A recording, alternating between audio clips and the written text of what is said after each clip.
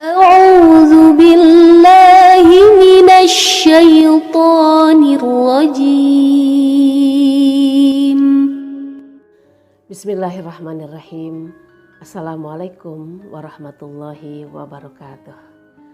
Sahabat-sahabat yang saya cintai, di dalam Al-Quran Allah mengatakan, wa idza sa'alaka ibadi anni, wahai Muhammad, apabila umatmu bertanya kepadamu tentang aku, apabila umatmu mencariku, katakan pada mereka, katakan pada umatmu, fa inni qarib, bahwasanya aku dekat.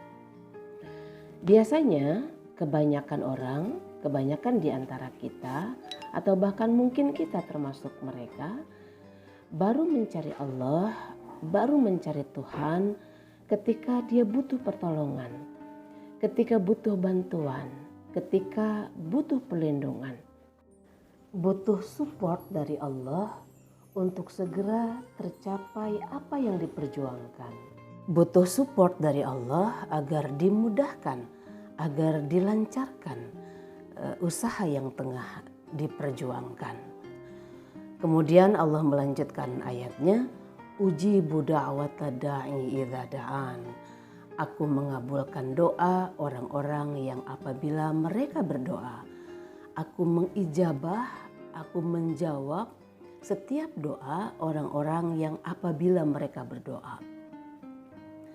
Melalui ayat ini Allah Subhanahu wa taala memberikan jaminan, memberikan garansi kepada kita bahwa setiap doa, setiap yang kita panjatkan pasti dijawab, pasti dikabulkan, pasti diijabah oleh Allah. Kemudian di antara kita atau mungkin kita sendiri bertanya, tapi mengapa hingga saat ini masih belum ada jawabannya? Mengapa sampai saat ini doaku belum juga dikabulkan oleh Allah? Skenario indah seperti apa yang sebenarnya tengah Allah rencanakan dalam hidupku? Bukankah semua hal itu mudah bagi Allah? Apalagi hanya sekedar mengabulkan doaku yang tidak ada apa-apanya jika dibandingkan dengan luasnya alam semesta ciptaan Allah. Teman-teman, sahabat-sahabat, adik-adik, semua doa kita, setiap pinta kita yakin pasti dijawab, pasti dikabulkan, pasti diijabah. Kemudian kita bertanya lagi, tapi kapan doa itu diijabah? Kapan doa itu dikabulkan? Kapan doaku dijawab oleh Allah, oleh Tuhan? Teman-teman, doa kita pasti diijabah, pasti dikabulkan, pasti dijawab oleh Allah pada waktu yang tepat dan pada waktu terbaik menurut kacamata Allah. Bukan menurut kacamata kita. Dan doa-doa kita pasti dijawab oleh Allah sesuai dengan kebutuhan kita. Bukan sesuai dengan keinginan kita. Sebab boleh jadi keinginan-keinginan yang menurut kita baik tapi tidak baik menurut pandangan Allah. Jadi teman-teman, doa tidak dikabulkan mengikuti keinginan kita. Doa tidak dijawab mengikuti kemauan kita.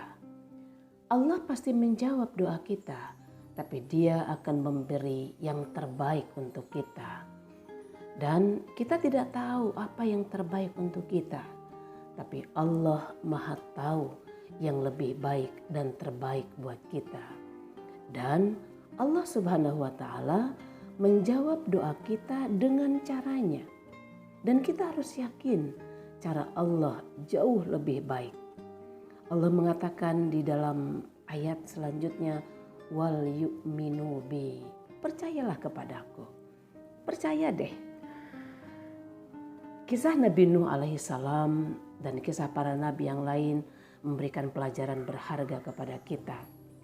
Kisah Nabi Nuh alaihissalam misalnya.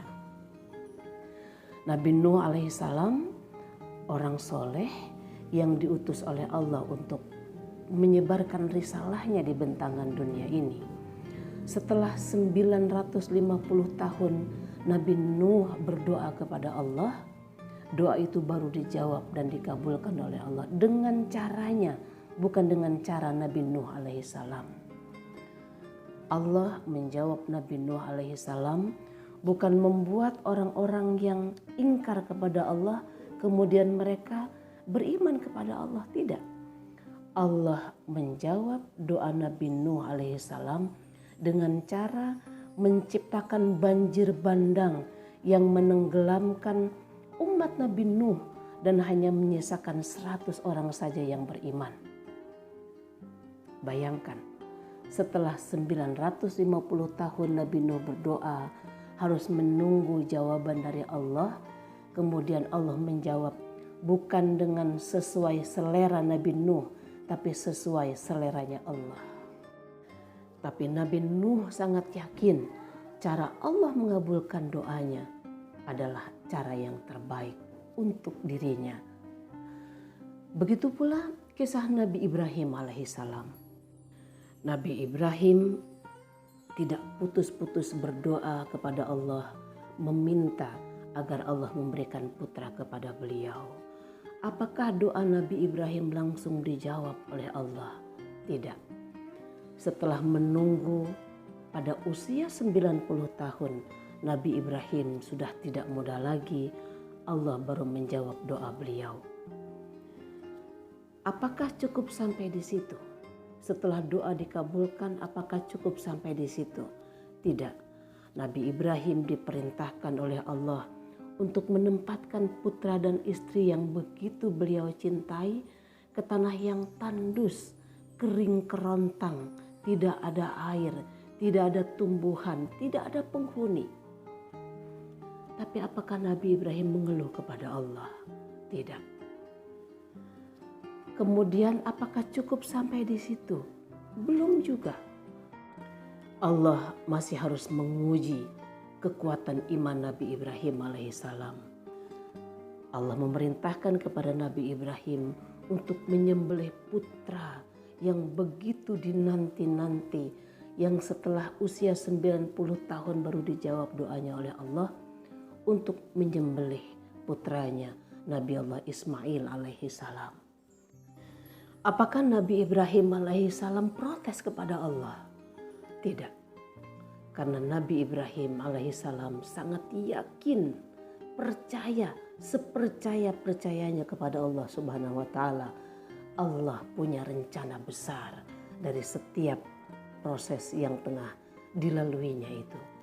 Dan ternyata benar, dari Nabi Ibrahim lahir generasi-generasi unggul, generasi-generasi terbaik di sepanjang sejarah kehidupan manusia. Putra-putra Nabi Ibrahim alaihissalam menjadi generasi-generasi yang diutus oleh Allah untuk menyampaikan risalah. Nabi Ishak alaihissalam yang menurunkan keturunan para nabi terus sampai dengan Nabi Isa alaihissalam. Dari Nabi Ismail alaihissalam terus menurunkan keturunan baginda Nabi kita Nabi Muhammad sallallahu alaihi wasallam. Dan Nabi Allah Ibrahim alaihissalam mendapatkan gelar Khalilur Rahman, hamba yang dicintai oleh Allah, dan mendapat gelar Abul Anbiya, bapaknya para nabi. Teman-teman yang saya cintai, lalu kita merasa Allah harus mengabulkan dan menjawab doa kita sesuai dan secepat keinginan kita. Mungkin apa yang belum Allah siapkan untuk kita membuat kita susah pada awalnya. Tapi percayalah, wal yu'minu bi, kata Allah, percayalah kepadaku, Allah punya rencana yang jauh lebih hebat, yang jauh lebih baik, dan jauh lebih besar dari rencana kita. Semoga manfaat. Wassalamualaikum warahmatullahi wabarakatuh.